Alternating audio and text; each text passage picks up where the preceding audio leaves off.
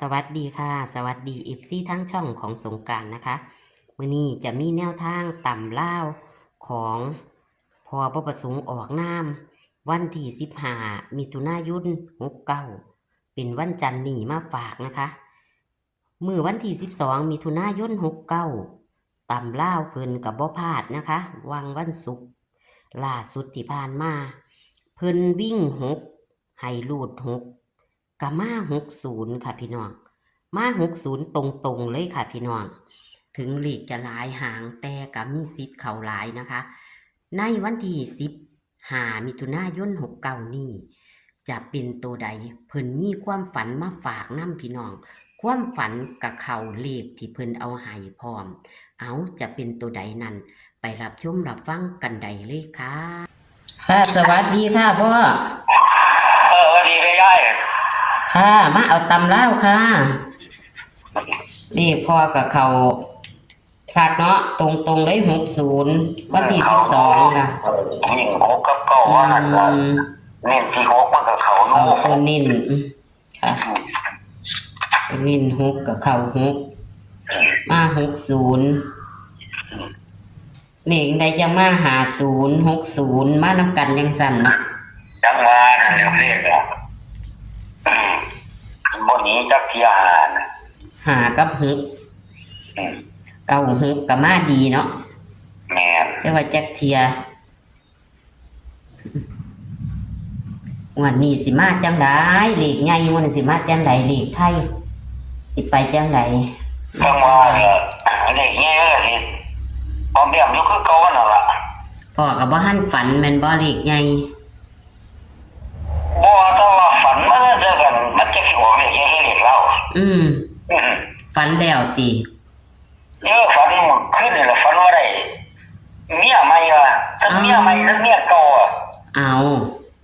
ทั้งเมียใหม่ทั้งเมียเก่ามันก็สิเข้าทั้งลาวทั้งไทยซั่นแล้วพ่อจังว่าแล้วบัดนี้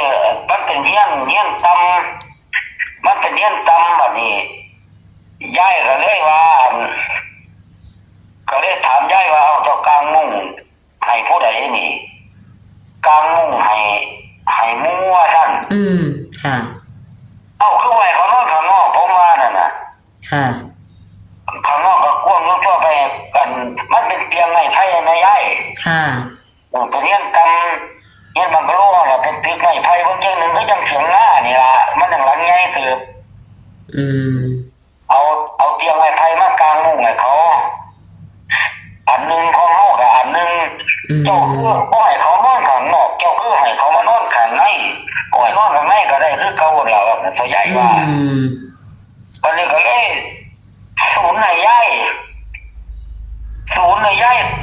ตับไอ้คมคอยายลงเขาอันปั้นตียายเนี่ยเลขมันสิ40เด้อเลข0สิมา40สิมาบ่ก็จังว่านั่นแหละแต่ว่าเลขรัฐบาลไทยมันบ่มีเลข40มันมีตั้งแต่มันมีตั้งแต่2มันมีแต่1 5 1 6 1 7เป็นบ่ได้ค่ะหนูก็บ่ได้เบิ่งพอหนูจื้อบ่ได้ดอกเพราะว่าสมมุติอันเลขผมบ่ได้มานำแต่จันทร์แม่ค่ะจนได้ถามมีโจของหมู่บ้านนี่ความฝันของพ่อมันก็สิอาจจะเกี่ยวเนื่องกันอยู่ดอกเนาะบ่มื้อนี้กับมื้ออื่นมันมี1 5 1 6 1 7นั่นล่ะ2 5 2 6 2 7 3 6 3 7 3 8แล้วสิให้ย้ายไปนั่นน่ะเลขจังว่ามันสิมา0บ่สิมา05หรือ04จังว่าพ่อหนูว่าอยู่นี่พ่อ0ว่าติ0ตีเอาจังไดก็มาว่าเลขเฮาก่อนบาดนี้เอาความฝันก็ได้แล้วพอเว้าแล้วมันอาจจะเข้าอยู่นี่ละเลขเพราะว่าน่ะสิเข้าบ่แม่นมื้อนี้กับมื้ออื่นแต่ว่าที่แน่ๆพอฝันมื้อนี้เนาะฝันมื้อนี้คือสิมามื้อนี้เป็นของของลาวฝันเมื่อคืนนี่ล่ะค่ะได้ไปพ่อเอาเลขในตารางเลยบัดนี้ในตารางมันมี2 3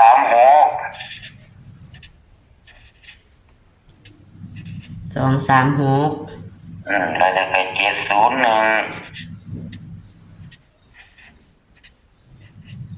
701แล้วก็4อ้าวมันมี40เด้อตัวนี้อืม วิ่ง2 กับ 3วิ่ง2 กับ 3จับคู่มี20 21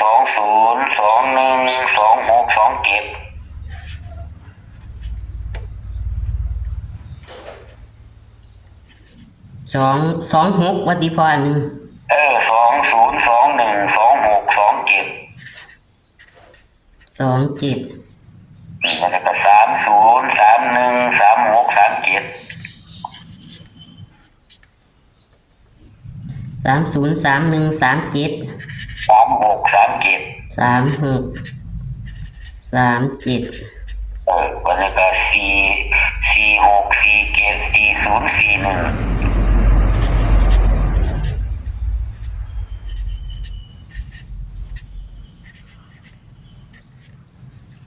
46 47 40 41ครับ ค่ะ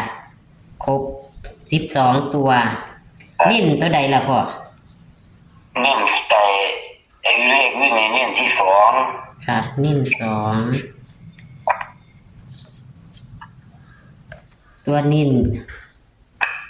มันนี่ไอ้2 6 2 7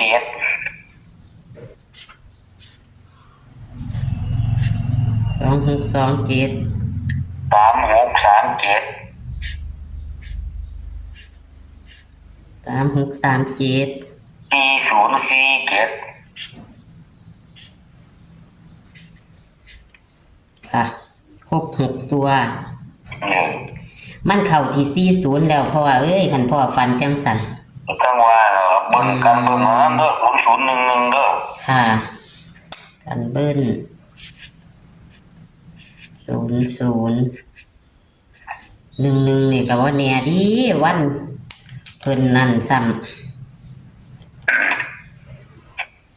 วันสำคัญพอก็มีความฝันประกอบนำแบบนั้นเนาะเลขฝันจังซั่นอาจจะเลขอาจจะเข้าเลขอาจสิอยู่ตีแม่จนอยู่เล่นตีพ่อจะมาอยู่แล้วกำปั้นตีเอาเนาะศูนย์น่ะย้ายแม่บัดศูนย์น่ะย้ายเดี๋ยวมาเบิ่งแล้วบัด